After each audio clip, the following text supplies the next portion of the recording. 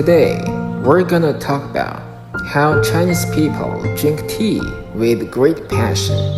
Tea, as a plant, is native to East Asia. The cultivation of tea in China has lasted for thousands of years, ever since the legend Shen Nong discovered the drinkable property of tea leaves almost 5,000 years ago. The story goes like this. Once upon a time, people knew very little about which plant is edible and which one is not, as well as their properties as medicines and food.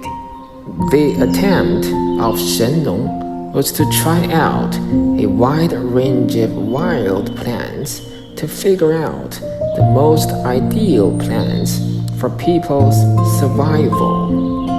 Thanks to God, Shen Nong had a transparent stomach from which all the reactions of plants he's eaten will be revealed to the human observation.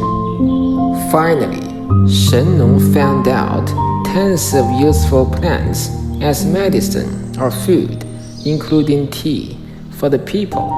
This fairy tale is called Shen Nong Tasting 100 Plants today in China.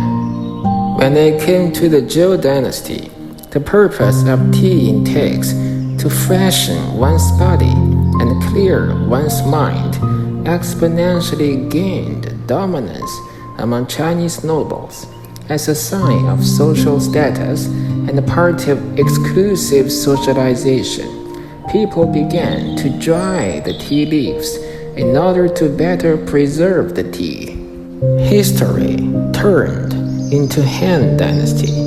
The improvement of both tea collection and process had been made. Tea became very popular among aristocracy.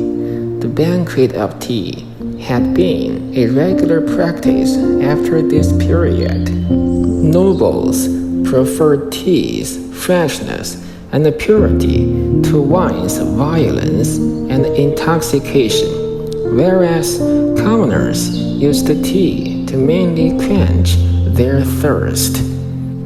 The last emperor of the Three Kingdom time is Sun Hao. He asked his ministers to drink 6 liters of wine whenever he held a banquet.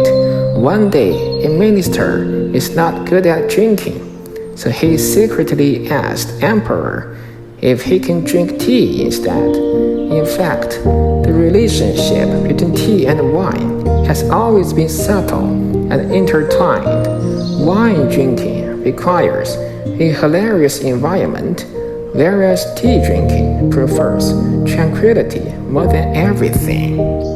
Also, Buddhism and Taoism played an indispensable role in spreading the tea culture. Buddhists love to drink tea as it goes well with meditation, driving away the sleepiness and calm the mind, while Taoists believe that drinking tea can help people stay young and become immortal.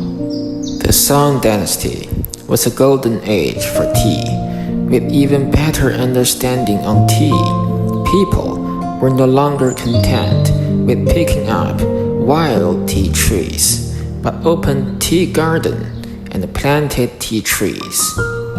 Because of their different processing techniques, Chinese tea is mainly divided into 6 major types: green tea, black tea, oolong tea, dark tea, yellow tea, and white tea. Some say that the green tea is simple and light, which stands for the scholasticity of South China. Black tea is mild and reserved, which resembles the image of ladies. Oolong tea is warm and persistent, which embodies a sense of perseverance. Dark tea has a lingering aftertaste, thus represent the wisdom of elderly people, and so forth. China is the homeland of tea, taking a lead in its producing, planting, and drinking. The tea ceremony is not only about the choices of tea, but also some other elements, such as water, utensils, time, occasions, etc. There are also certain requirements for the drinkers. Tea was later spread to all parts of the world. Japanese monks took tea seeds, techniques of tea making, and tea utensils back to Japanese archipelago, which brewed Japanese tea ceremony. The early-aged record of tea in Europe was in the travel notes of Arabs. Marco Polo mentioned that a Chinese financial minister was dismissed because he overly levied tea tax from farmers. At the end of the 16th century, the Dutch brought such a message to Europe that there is a kind of magical leaves in the East from which a tasty drink could be made. That was the first time the Europeans heard of tea. In 1610, East India Company was the first to sell tea to Europe, after which the habit of drinking tea took root in Europe.